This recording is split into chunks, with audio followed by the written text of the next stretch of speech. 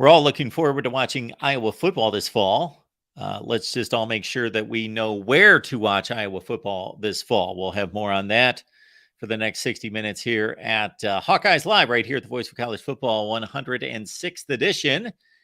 And Corey Brad is here, of course. He makes this show go. You can join him for Iowa football coverage and basketball, everything going on with Iowa athletics on a regular basis there at From the Hawkeye of the Storm. Hey, Corey. Mark, how you doing? I'm doing well. How are you? Doing good. It's been a busy few days. Back kind of at my home base now. I'm down some equipment still, but get that restored here this evening. And next couple of weeks, you're going to fly by. We're already like halfway through August, so this is how it goes. But it's exciting and I know you and I both have lots of content that we're having in the back of our minds of like, I got to get this out, but I'm running out of time. And so I'm sure both of our audiences will have plenty to feast on over the next couple of weeks. And today should be fun given Media Day and Kids Day and what we've been able to kind of experience in Iowa City. Yeah. So what is your biggest takeaway from Media Day? Biggest takeaway from Media Day specifically, just a lot of optimism around the offensive line. That would be my biggest takeaway from Media Day. That's Kirk, that's George Barnett, that's the players, and you kind of have to read between the lines on these things. Obviously, George Barnett, I posted the interaction I had with him. I guess this is a good opportunity to plug my channel. I posted that interview on my channel here earlier today. So if you haven't listened to George Barnett, it's about 10 minutes with George Barnett, and he used the term very excited about the room. He likened it to last year kind of being a JV level offensive line room. JV level? Well, JV, and if you're going to compare that to obviously not high. I'm not saying he thinks it's a high school JV level. I'm just saying he's saying this is like a varsity line this year. He thinks he's going to have a varsity line this year, whereas last year was kind of like a JV level line. I know that's kind of a weird illustration. That's a harsh knock on the offensive line. Well, yeah. I mean, he didn't shy away from admitting that the line has been underperforming, but just how he articulated where he sees this room elevating this year was eye-opening, and Kirk was not as positive. He was not like this last year. Kirk did not talk about the offensive line like he's been talking about it. Now, I recorded a podcast with good friend Tom Kakert from HawkeyeReport.com Sunday night, and Tom actually made an interesting comment. And I don't know if I'm not saying this is true, and he certainly doesn't know this either. But he says, I've almost been wondering if Kirk is kind of trying to speak this into existence. Because he's been very positive about the O-line behind closed doors, in the public eye. And I hope that's not the case. I doubt it is. My guess is that he does feel positive. And common sense would tell you that this O-line, a lot of these guys are in years 3 and 4 now, that it should be a lot better. So I will say, watching the spring game, if we want to kind of shift attention as it relates to the offensive line to Saturday, when you're there watching every play, and I'm trying to record as much footage as I can, I kind of take notes as I'm going. And we were on the other side. Fans were on the one side, and media got to sit on the other side. So we were able to roam through the stands and kind of follow the action as it went, which was nice. As I'm watching it, I'm just thinking to myself, it's just so hard to read between the lines on these things. And when Tom and I were talking about it after the practice, we kind of said the same thing. It's like every year, and he's been doing it for a lot longer than I have. Every year he's covered the beat, the defense has dominated the offense in these open scrimmages, even in 2002 when Iowa's offense was really good. So it's just hard to tell. Like, I watched back, and I went back and watched. We actually we basically got footage from almost the entire practice. And if people haven't seen it, go on my channel, From the Hawkeye of the Storm, and I've condensed highlights in there. And I may even release the full condensed series of plays. I mean, it's like almost a half hour in total. But when you watch it back, I watched part of it last night. The O-line did not look very good. I mean, like, there were guys, Brian Allen Jr., that dude is, and I know you have no idea who that is, Mark, and that's fine.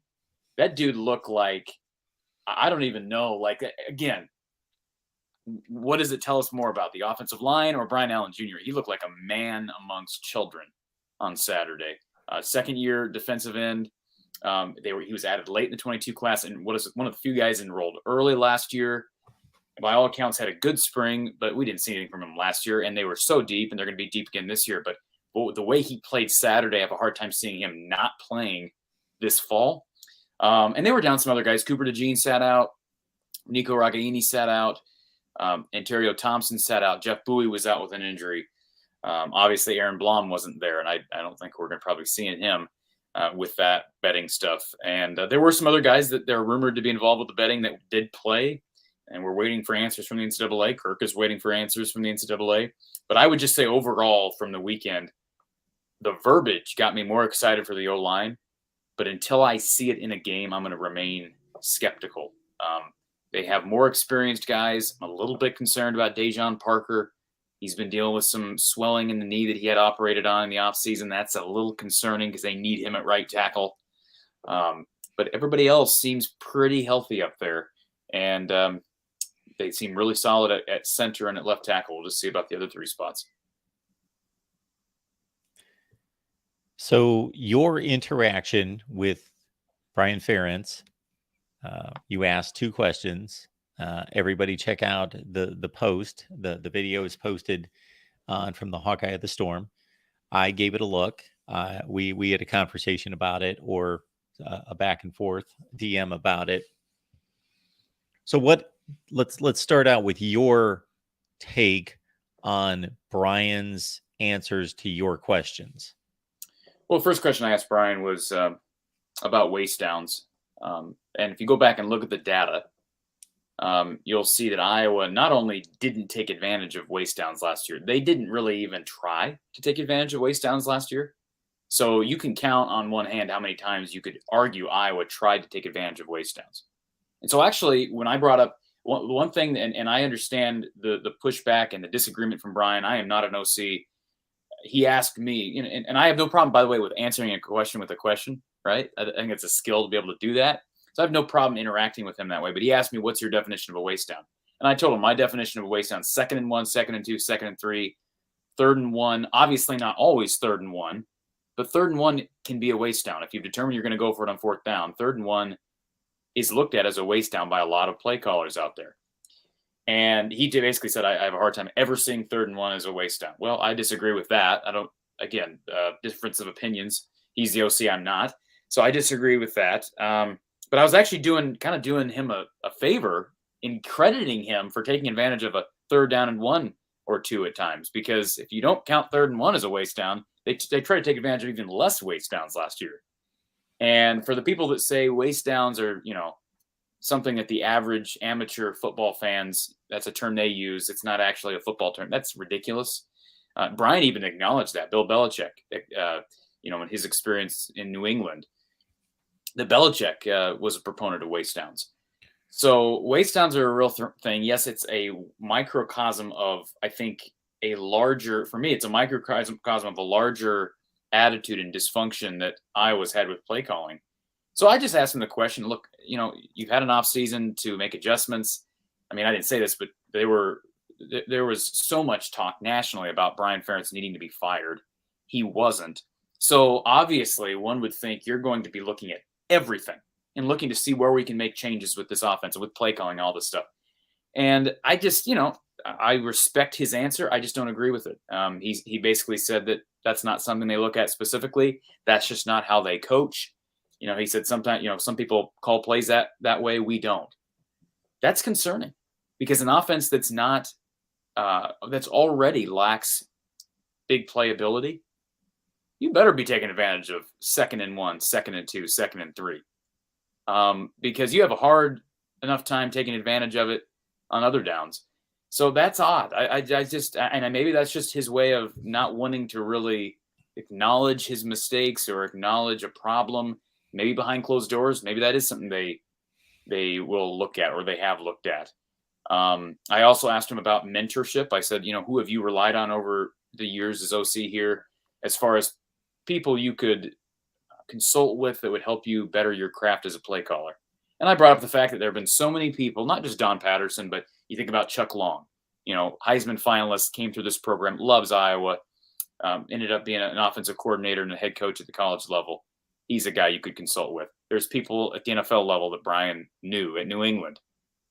Bill Snyder would have been a guy that, I don't know, Bill. I doubt Bill has much contact with Brian, but I have no doubt, knowing what I know about Bill Snyder, that if Brian called him up, Bill would probably talk to him, like stuff like that. And that's kind of what I was getting at. And he said, well, there's lots of people. And I just asked, when he got done, he hadn't named anybody specifically. So that's why I said, well, can you give me someone specifically? And he asked me, how long have you been covering us? And I said, well, I've been doing the show for a couple of years. He said, have you ever heard me name drop? And he said, I'm not about to. So he just name dropped like 2 minutes prior with Bill Belichick and Rex Ryan with a different question, but he didn't want to name it. So that's his prerogative. I don't know what, I had some people say, well, I think he probably knows who you are, Corey, and you've been critical. I don't think Brian's listening to my show. Okay. Now, I wouldn't be surprised if Brian knows that Don does a show with me. Like, I don't think Brian's not spending time listening to my channel, but I have no question that he probably knows that Don does a show with me. And I know Don does a show with a radio station there in Iowa City. So, who knows? I'm not going to dissect the guy's motives. I know some people were upset about it. I didn't take offense to the answers he gave me. I didn't think he was being condescending, but some people did. I go back to what I said to you several weeks ago. My hope with this team and my thought that this team can win 10, 11 games potentially has nothing to do with Brian Ferentz, and it never has. It's got to do with who they brought in at quarterback, the running back room, the tight end room, the defense, the special teams units. It's got nothing to do with play calling. Now, hopefully, Cade is having some sort of an influence. Hopefully, John Budmeyer can and has had some sort of an influence on Brian and how they call plays. But we're probably not going to know that until we actually see it on game day, because Brian's not going to admit to that. Well, it's one thing to call good plays based on the personnel you have and based on game situation. There's also a level to this that involves the offensive coordinator's ability to scout, and his staff, because Brian did mention this about there being a lot of input from everyone. It's a team effort, but being able to evaluate and scout the opponent to know where they should be attacked. All right, this is what I read out of this response, the first response concerning the waist downs. So the term waist down has a negative connotation to it. Actually, it should have a positive connotation to it. Basically, if you run a competent offense, you have an opportunity to hit the defense for a big play because you are extremely confident that you can get the first down on the next play. Correct. Because the odds tell you that you should be able to 75% of the time, 95% of the time, depending on the situation and the defense you're playing. And for the record, Mark, just real quick before you continue with your thought, for the record, Brian made a point of saying every play matters. So his mindset on it is the negative connotation that yes, we're wasting a play. We're wasting a play. And that's, like you said, that couldn't be more opposite of how I look at it, and I know how other offensive minds look at that. The further any team throws the ball downfield, the less likely they are to complete a pass. The issue is that Iowa's, and I don't have the stats in front of me, but I'm guessing that their rated completing downfield passes is much lower than what it should be. Okay, so his answer to me was extremely telling. I know that I don't want to represent our conversation wrong. You didn't think that there was a whole lot there. You felt as though he talked a long time, but he didn't say much. Yeah, I mean, he talked about the philosophy of protecting the football and playing conservative football. To me, that has nothing to do with a waist down. I think he said a lot there. Okay. This is what it told me. Number one, if you timed it, he talked more about Iowa's defense than he talked about the offense. Well, maybe there's a place there to talk about complementary football, but Iowa has taken complementary football to an extreme. It's good to know the strengths and the abilities of the other units, and therefore you play to your strengths. So complementary football is a thing that is a valuable thing, but I think Iowa's just taken it to an extreme when the offensive coordinator is spending more time discussing a legitimate strategical question about offensive football, and he's talking about his defense and how good the defense is, which is basically saying we don't want to screw things up. My job is not to screw the game up because we've got an exceptional defense. That's a horrible mentality to have. And again, I want to redefine for the average football fan that doesn't know what we're talking about. Okay. When it's 2nd down and 1, okay, you have a couple options, right? You have more than a couple options, but in general, you could take a shot or maybe run a fullback dive or run a play for a yard or two and get that 1st down and move the chains. So you may say, well, take the 1st down, right? Average fan would think that, but your offensive coordinator should not be an average fan. And I'm not saying he is. He's very intelligent, very wise as it relates to football. But again, the idea here is take a shot on 2nd and 1. Because even if it's incomplete, it's 3rd and 1. You should absolutely be able to pick up 1 yard on 3rd and 1. And if it's 4-down territory, why would you not look at 2nd and 1 as a waste down? Like I say, I look at 3rd and 1 as a waste down and 4-down territory. But it's just like this divide. So, I guarantee you, Jim Harbaugh, I don't watch Michigan. I mean, we got John's comment up on the screen. Does Michigan take advantage of waste downs? I guarantee they do. I don't watch them enough to be able to say, oh, yeah, they take advantage of waste downs. I guarantee they take advantage of waste downs. So I don't want to hear this hogwash about how, waste downs are, some guy commented that on my channel. Waste downs is just a term that some casual fans with their baseball caps on backwards use. That's just stupid. That's just, you want to say that, that's fine. But you probably got your baseball cap on backwards while you say it. Okay. So like I said, it was odd. It was a little bit of an odd exchange, but like I say, I didn't take exception to the answers. I didn't agree with them. I don't feel uncomfortable by the exchange. It is what it is. And I don't think Brian was taking a personal shot at me by asking me how long I have been covering them. It's just how he communicates. Sometimes he comes across that way. And, it's too bad because his dad does not. Very rarely. We've talked about when Kirk has kind of been condescending, but it's so rare. And he's always talking to the media. He's such a nice guy to talk. He really is. Just like talking to him we talked to him Friday, then we got to talk to him after Kids Day. He's got media all around him. And I just standing there thinking, no offense to Brian, but man, Kirk carries himself well. And he's been doing it for 20-something. I get it. But he's just so down to earth and easy to talk to and real. I'm going to defend Brian in this way, and also in a certain way, just maybe explain why it's easy for Kirk. Kirk is the most popular guy in the state. He runs the state. So, and he's earned that. He's earned that to a large extent. Brian has to know. He knows he runs an awful offense. He knows that he's been unsuccessful. He knows that almost all the questions that he has asked, even if they're asked in a polite and non-threatening way, that they are targeted at getting him to explain why they're so bad on offense and what he's going to do to change that. Yeah, but even when he started off as the OC here and he was the promised child, okay, he still went about a lot of the interaction with the media this way. Maybe it's gotten worse, and I have no doubt that you're right on that, but he just communicates differently than Kirk. I don't know how else to explain it. I hope for the sake of this team, I've said this several times, I just hope that he is willing to take a back seat to the expertise that Cade McNamara brings over from Michigan. And a person may say, well, how can you say that about a college football coach, that he should take a back seat to one of his college players? Well, let's remember, Brian's been OC here since 2017.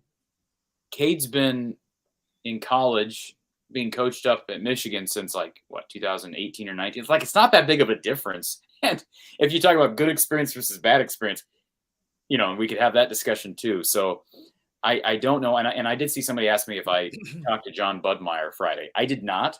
But the guy that was working with me as part of my crew Friday did get some video footage of John. So I'll be getting that up on the channel here in the coming days. And I have no doubt John Budmeyer is intelligent as well. However, he's not there calling plays on Saturdays. At least he's not supposed to be. So it just ultimately still comes back to, I think, the dynamic between Brian and Cade and Kirk. I mean, Kirk does, I'm not in any ways saying that he micromanages play calling. I know some people think he does, but it does come down to how they approach things. Cade got dinged up Saturday, Mark, and the whole stadium people didn't see it right away. In fact, I didn't see it right away. And Tom didn't. I was sitting with Tom. Tom didn't see it right away. But one of his guys came over and said, "Hey, did you see Cade just went to the locker room?" And so he never came back. I mean, he came back in the field, never played again. Deacon Hill got most of the snaps after that. Marco Linez got some snaps as well, as did legacy quarterback Tommy Pahalski. But that is going to be the biggest thing. If Cade gets hurt at some point during this season, it changes the outlook on the year. No offense to Deacon Hill, no offense to Marco Linez, but it's just, I don't know that, and I said this to Tom on Saturday as well, I don't know that we've ever seen a more indispensable player in the history of Kirk Ferentz at Iowa than will be Cade McNamara this year. And you look at that, and that should make, quarterback's always going to be indispensable. And one of the most important players, probably the most important player on your team. But last 3 years, would anybody have argued that Spencer Petras was one of the most indispensable players? Now, 2 years, I think I did say, because he's the quarterback, he's one of the most indispensable players. The last year, people wanted Padilla to even though Padilla wasn't very good, they wanted Alex to end up coming in and they wanted Joe Labus to play for Spencer. And we saw in the bowl game, there wasn't really that much of a difference to some extent. But I just wonder how the season changes, the outlook changes if Cade is not healthy. The other part of this is we're acknowledging the fact that he is incredibly important to the hopes and dreams of this season, and he's coming off a serious knee injury. So that's also, that's a bit of a concern. When he rushed, he scrambled on the one play and just collapsed, just fell. And Kirk, and according to what Tom heard later on Saturday, it was a quad, which, you're just happy it wasn't ligament related, no, wasn't knee related. But, that's just going to be one of those things. We see these non-contact things. Joe Burrow just the other day. I mean, these random things that happen, you can't predict it, and you hope it doesn't. But if it does, boy, things change a lot. Anyways, we can get off that if you want, Mark. I know we've been talking about Brian and the offense for a long, long time. People probably want to hear about the rest of the team, but that would be my major takeaway, is just how dependent they are on Cade. The last thing I'll say about his response, because I could talk about it, because I thought there was a lot there actually, but by his avoidance of it to a certain extent. But the other word that stuck out to me was possessing the football. Our job is to possess the football. Your job's not to score points. Your job is to possess the football. Okay, in certain game situations, but job number one of the offense is to score points. You don't score points, unless you play with an Iowa defense that may score some points for you, you're not going to win if you don't score points. That's the number one goal of any offense, is to score points. Right. Number one, until there's a game situation in which you need to possess the football because you've got a 20-point lead in the fourth quarter. Okay, fine. But up until then, it's to score points, not possess the football. I know. So the thought process is, 3rd and 1, we take a shot, we got a punt, and we're not going to be possessing the football then because we won't go for it on 4th down. I can't really speak to exact things that he said, but he also gave the indication that, and I can't back this up statistically, I could look it up, but that Iowa's propensity to go for it on 4th down is less than it should be because of the way they play complementary football. Yeah. It's funny. I was talking to somebody after that whole interaction. They said the same thing. The number one goal is to score points.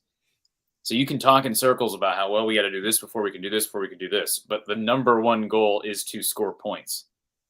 So it's I don't know. I don't know. But see, here's the other thing, Mark. I've concluded in the past when I've heard Brian talk, and I talked to Brian briefly last year, but I only really get to chat with him once or twice a year. I talked to him after the South Dakota State game last year on Zoom. But when I hear him interact with other media people, sometimes I do think, he's just kind of filibustering because I don't think he wants to have to answer these questions. And he keeps talking about how simple the game of football is, and yet he's giving the longest answers of anybody that we talk to.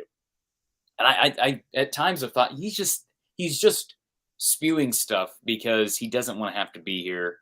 He doesn't want to have to be open with the media. But then you watch him on game day, and we've been watching this offense, and basically what he says is consistent with what they do. That's the problem. Like, he talks about this. It'd be one thing if he said, we don't really look at waste downs, and then they're chucking the ball on, running flea flickers on 2nd and 2, deep down the field to Seth Anderson. Now, if they do that this fall, attaboy. I'm back on the Brian train, Mark. Until I see that, I have seen a pattern of behavior, as we all have, that makes me question a lot of things as it relates to play calling. And that's why I thought this. Look, the second question I asked him was more than relevant. And it was, regarding, does he rely? Because anybody who's new at a job or lacks experience, you better be willing to rely on other people, right? And especially when you're talking about being an offensive coordinator and quarterbacks coach, he could have even brought up Ken O'Keefe. Like, how hard would it have been to say that? What backlash would he have gotten for saying, I really relied on Ken O'Keefe a lot. He's really taught me a lot. What would have been wrong with saying that? There's nothing wrong with saying that. Nothing wrong. He could have said John Budmeyer, but he didn't say anybody. And again, whether it's pride or whether it's just stubbornness, I don't know. But it is what it is. It was an interesting. It created good conversation. I didn't go into that conversation expecting to have these conversations afterward. But you ask 2 questions and it ends up being a 6-minute video. You're going to get that, I guess. There was a question in the chat that I'm sure would be your favorite question. I can't find it here, but somebody asked if I was ranked, because I know that's extremely important to you, especially at this point in the season. Let's change the subject for a second to the fact that they got ranked 25th in the AP poll and they're 26th. So they're unranked. No, yeah, they're unranked. They're not 26th. They're just unranked. They're unranked in the coaches poll, but ranked in the AP poll. Big line in the sand. No, I wish they weren't. But as I said to you before, they'll be ranked in the coaches poll after week 1. I mean, they will. It's very likely they will, because they'll likely beat Utah State. And because of how the voters look at these things, including, I guess, the coaches who don't have time to watch all these games, they're just going to bump you up a level because you didn't lose to someone. I didn't fully grasp or realize, and I admit to this, to the fallacy in ranked versus unranked, to the degree that it's even stupid to say any team is unranked unless they have 0 votes. They all have votes. We could say they're 26th, they're 27th, they're 28th, all the way down to 41st. They're 41st. Because there's no difference in the voting. But everybody else after that is in the same group. And the points is there. So there's no difference 25th and 26th versus 14th and 15th. And there's no difference between 45th and 125th. Yeah. Right? They're all unranked. Okay, let's get to another matter at hand that may be a surprise to some people in regards to planning their Saturday afternoons watching Iowa football this year. And you caught this from Brett McMurphy today, that he tweeted out the Big Ten schedule and some of the games that will appear on Peacock. So here we have it. And you would assume, I'll state it that way, that there's obviously a hierarchy to these networks and how much money they pay for the games, and therefore, and the exposure to an audience. So we know that CBS, NBC, and Fox, in some order, have the highest priority games, and I believe Fox still has that distinction of having the highest priority game. and CBS is going to show that 3:30 Eastern game, and then NBC's get the primetime game. And obviously, the Big Ten Network will show the lesser games. But there's also Peacock involved, which I got to think that very few of us have ever watched anything on Peacock. But there are substantial Big Ten games going to be shown on Peacock, and I was unaware of this as well. And two of them involve Iowa. So this is not going to make people very happy, right? So we knew that Peacock was a part of the new TV deal that was worked out with the Big Ten and these different networks. What I didn't realize, and I guess it's because I didn't study the contract and the agreement when it was first released. What I did not realize was that there are games that are exclusively on Peacock. I was under the impression that football games would be simulcast on Peacock and NBC.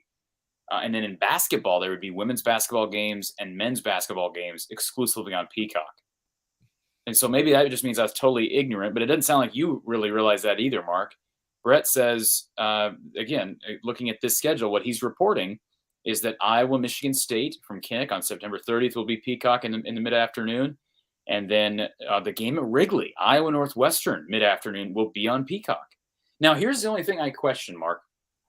And again, maybe this is probably out there, and I've never really gotten intrigued enough by these TV deals and realignment and all this stuff to really dig into this. But could this be there are going to be games exclusively on Peacock in 2023 only, because there are less CBS slots due to the SEC's contract continuing with CBS for one more year? That could be it. Because think about it, folks. ESPN broadcast a lot of Big Ten games. I know that everyone tied the Big Ten to Fox because of the number one selection each week. But between ESPN, ESPN2, and ABC, showed a lot of Big Ten games. I can think of a lot of Ohio State games on ABC last year. So I would say on the average Saturday that those three networks would show 3 Big Ten games. They would each show an average of 1 Big Ten game. So you're taking away the ESPN number of networks that would scarf up a lot of these games, and you're left with Fox, CBS, and NBC, which are going to be showing.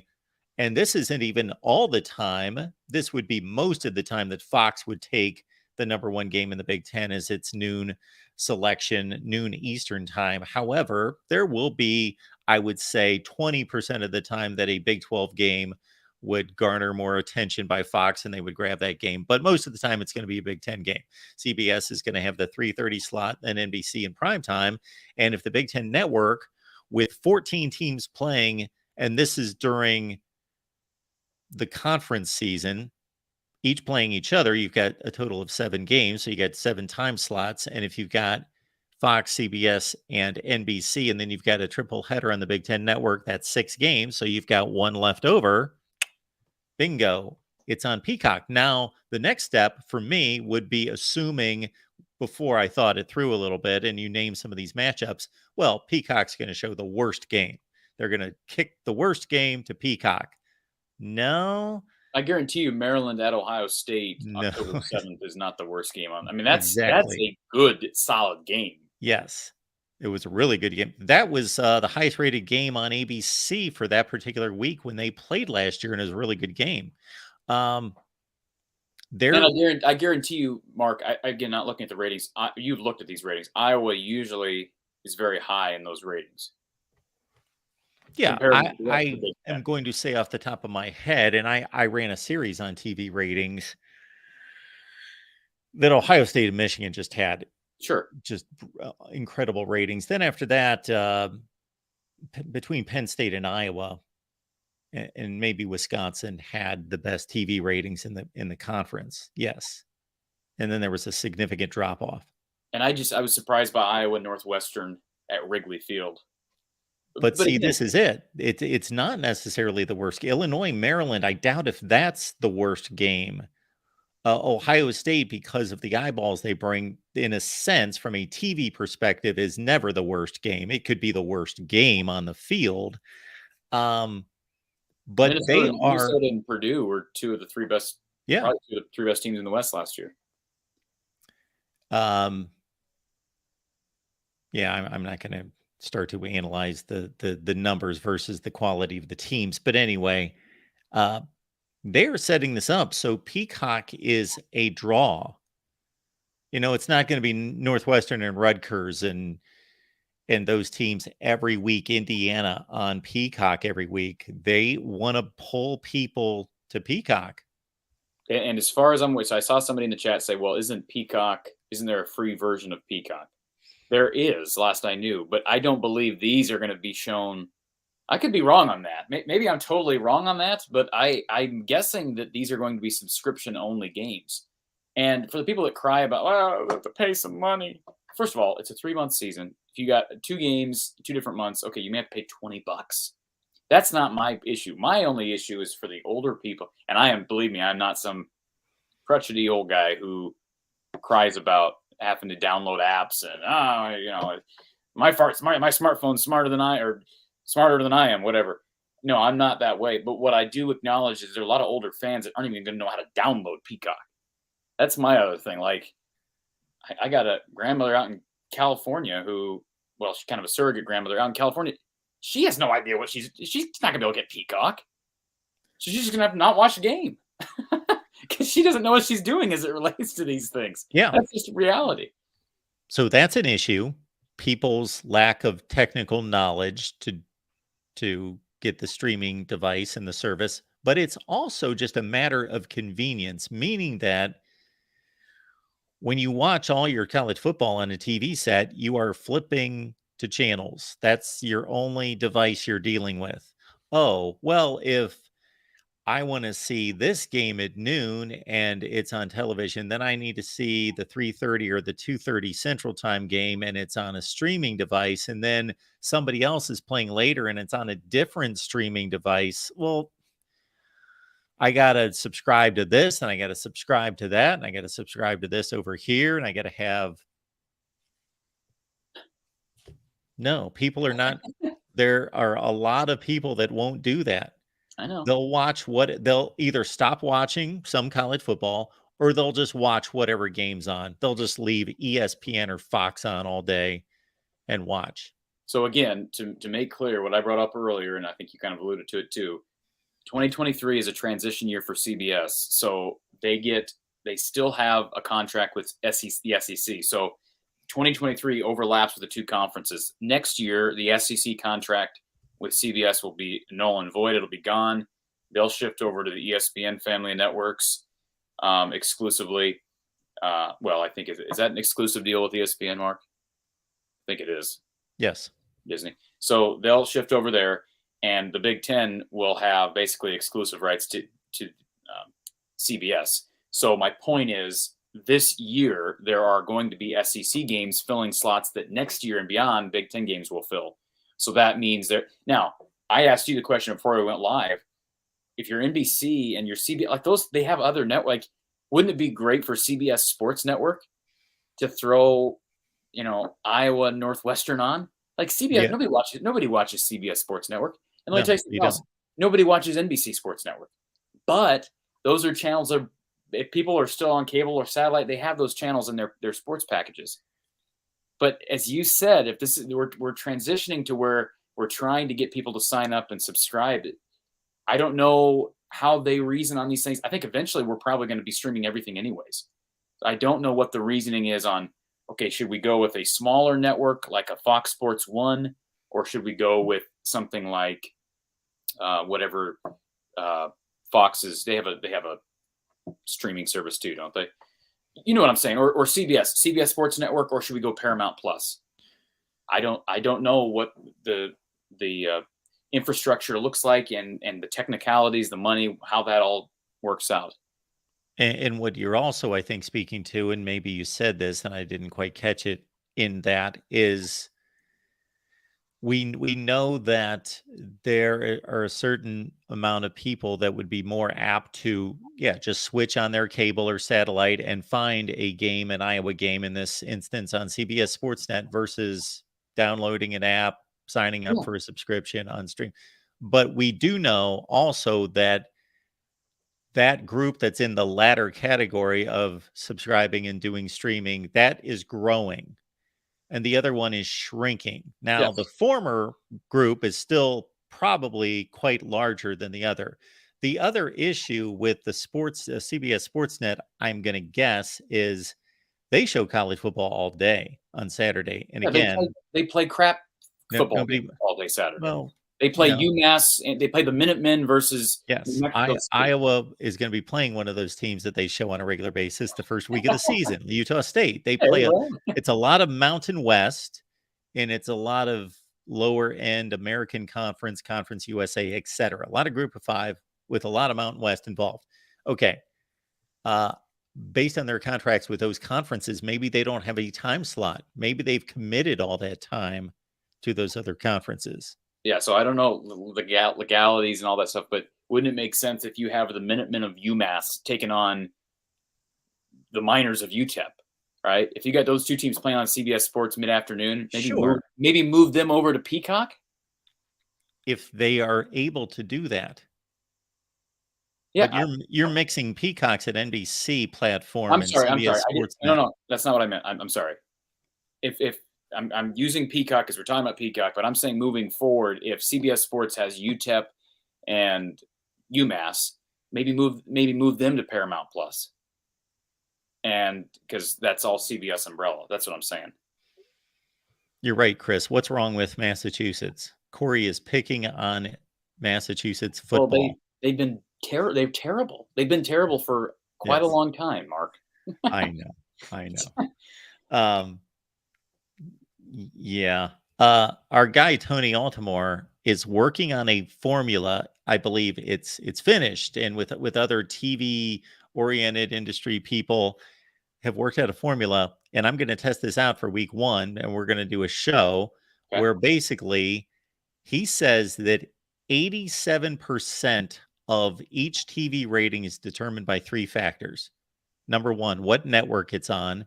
So if you took UMass and UTEP and put them on Fox noon, the rating would for them would be astronomical compared to what they would normally draw somewhere else. Sure. There's a certain amount of people that they flip on Fox at noon Eastern time every Saturday, and that's what they're watching regardless. Right. So a part of the formula is that just where is the game? If it's on a major network, people are going to watch it regardless of what game it is. Number 2, it's the ranking of the teams. That goes into your ranking business right there, that people just know, oh, this is number 7 and number 14. I'm going to watch this game. And number 3 is the historic relevance of the brand. If Texas is down, but it's Texas, they're still going to draw big audiences. Yeah. Well, so just real quick, there are games on NBC Sports Network too. It's not like they don't show college football games. They do. So I don't know why I brought up CBS Sports Network and Paramount Plus, but there are games on NBC Sports Network. Who gets televised on that network, Mark? Notre Dame. No. NBC Sports Network. I have no idea.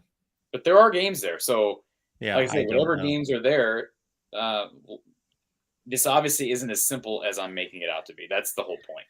On Saturday afternoon, until streaming really takes over, I've been able to be satisfied with Fox, FS1, ABC, ESPN, ESPN2, ESPNU, the SEC network, the Pac-12 network, the ACC network, CBS. By the time I get to all those networks, I got plenty of games on. So on a different note, I'm guessing that this whole new TV deal means the end of the Big Ten Network regional alternate network. Maybe not. I don't think so. What it appears that way to me. Be needed. Why would that be needed? What would it be needed for? For non-conference? Yeah, 14 games. Okay. Well, but the 14 games per week, but I mean, they're not going to fall into the Big Ten umbrella necessarily. True. Iowa State does not fall into the Big Ten umbrella this year with it being at Jack Trice. True. So I don't know. Most of them will be played. Yeah. say 11 of 14 would be my guess. Most of the time, something in that range. Yeah. So I guess gear up. This is a report from Brett McMurphy. Nothing's been announced because when it will be, people will be, when more people see this news, even though it was out there and we knew there was a possibility of this happening, there are going to be people who are upset. I believe we were taken off guard, similar to the upper echelon teams in the Big Ten about 2 months ago when it was announced, and they came to the realization that they would have to play night games in November on NBC. Remember that uproar? Yes, I do. And that's, yeah. If you're Michigan, you're shocked that NBC is going to want to show you in November in primetime. Like you thought that was all those games were going elsewhere. I just checked this official schedule. Yeah, none of the Peacock games have been officially announced. What we do know officially, not counting what Brett McMurphy's reporting, we do know that Game 1 is on FS1. We know that Game 2 against Iowa State's Fox, Game 3 against Western Michigan's Big Ten Network, Game 4 against Penn State's CBS, and then the last game of the season against Nebraska's CBS on Black Friday. Besides that, none of the other ones have officially been announced. So if this report is true, then 2 of those games are Peacock, and my guess is the other ones we may not know until. I'm surprised that if this is true, why would that even need to be released at this point? Why wouldn't these? I guess there's always games that don't get announced until the week prior. But wouldn't you want to see where Iowa and Michigan State are by September 30th? Wouldn't you want to see what Iowa's playing for before November 4th? Yes. So that surprises me a little bit that these are already apparently set. You know what I think is hilarious is that CBS's first Big Ten game that is going to be shown on CBS since, I believe, 1986. The first Big Ten game on CBS. Do you know what game it is? It's not West Virginia Penn State because that's on NBC. Week 1. Yeah. Week 1. No, I don't have no idea. It's actually on. Well, I'm sorry. Oh, it may technically not be the first game. Is it Illinois? It's playing. Is it a pretty non?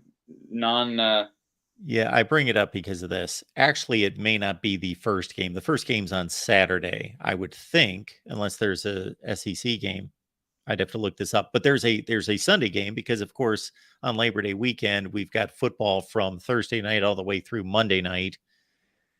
There's a noon game on Sunday with no NFL games. There's a noon Big Ten game on the first Sunday of the season.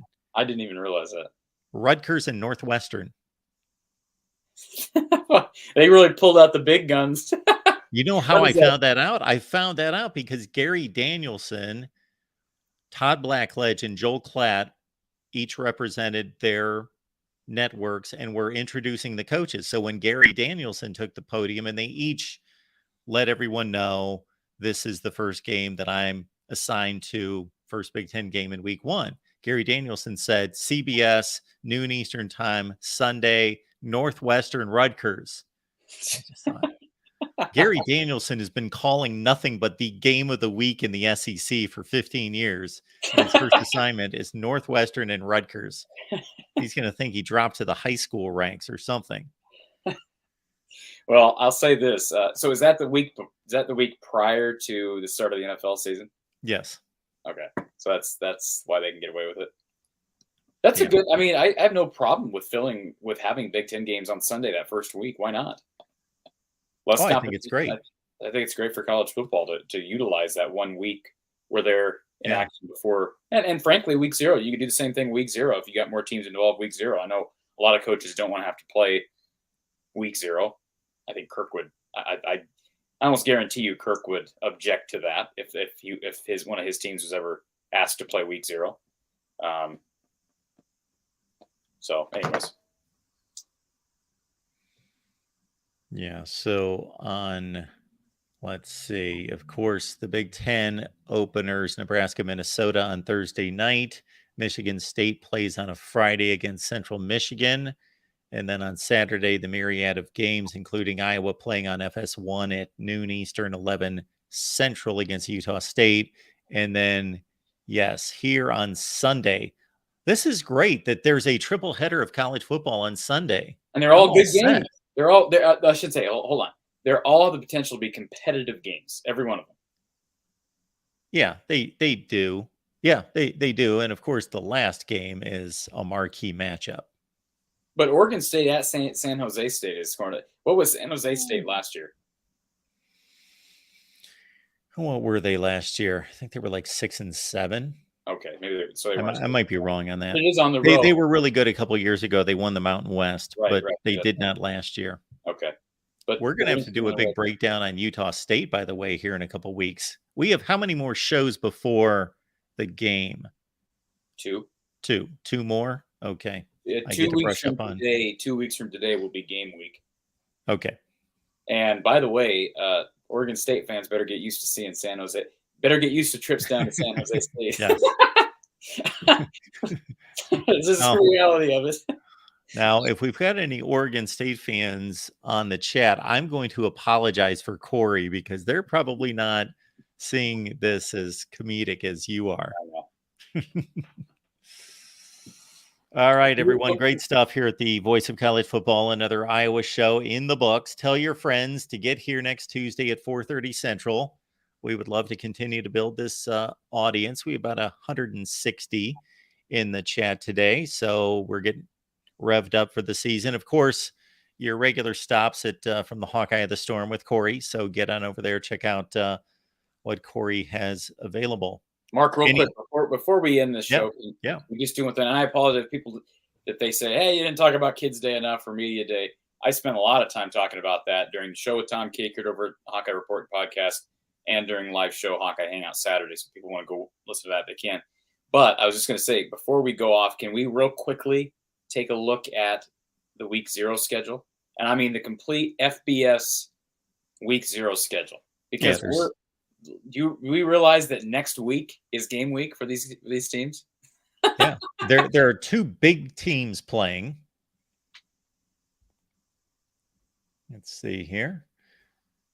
We'll get there. Not Elon. Okay. Notre Dame and USC will be in action next Saturday, the 26th. This is what I am hoping, and I know that it's not going to happen. And I rarely care who announces these games, but that 7 o'clock UMass, you took your shot at UMass, but they are the primetime game on ESPN in Week 0 against New Mexico State. Against New Mexico State, against the team. I had forgotten that they play each other Week 0, and I did bring those two teams up. So if I'm ESPN, I'm getting Fowler and Herbstreit out to that game. Saturday primetime game. I did not know anything about the CBS schedule, but notice how UMass plays New Mexico State, and then what's the early game on CBS Sports Network? UTEP and Jacksonville State. This is great. I can't wait from 2:30 until midnight. I'm all in because I will never watch any of these other teams outside of USC and Notre Dame. I will not watch them the rest of the season. There will be no reason. I just won't have time to watch these other teams. So I get to see. We talked about this recently. It's kind of like bowl season. There are teams that you never get a chance to see that you can watch in Week 0. And how about that for a schedule? San Jose State plays in Week 0 at USC. And the very next week, they play on a Sunday hosting Oregon State.